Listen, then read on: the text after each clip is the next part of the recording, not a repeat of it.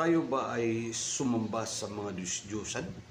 Or may Diyos-Diyusan ba ang simbahang Katoliko?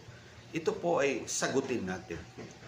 According to the Protestant, tayo daw ay mga idolaters. Kasi dahil sa Exodus 20 verse 4 and 5, anong nakasabi doon?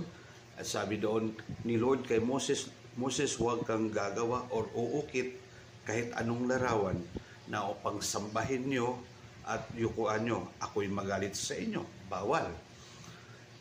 Ang suspect ng ibang sekta, tayo raw yung mga Katoliko ang gumawa na ganyan. Kasi may mga imahe tayo ni Santa Maria, mga imahe ng mga santo at even the image of Jesus Christ, mga kapatid.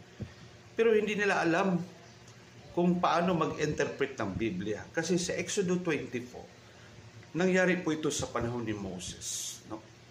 Na ang mga Hudyo at the time, sila po ay nag-compromise, sila po ay na-contaminate sa pagsamba ng mga Diyos-Diyusan, sa mga Diyos-Diyusan sa Egypt.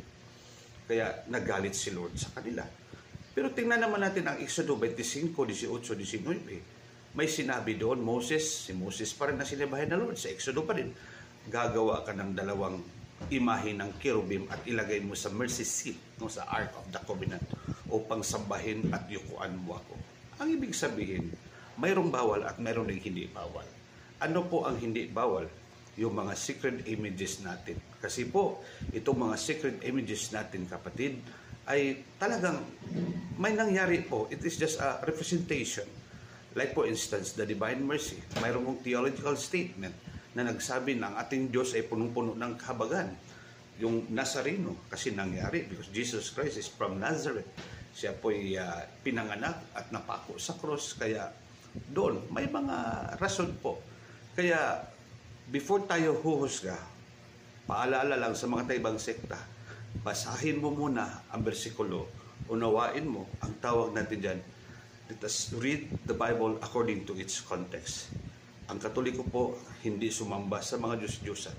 Meron lang kaming mga sacred image. Bakit sagrado? Kasi po ito'y totoo na nag-exist ang aming mahal na ina at nag-exist ang aming Panginoong Hesukristo.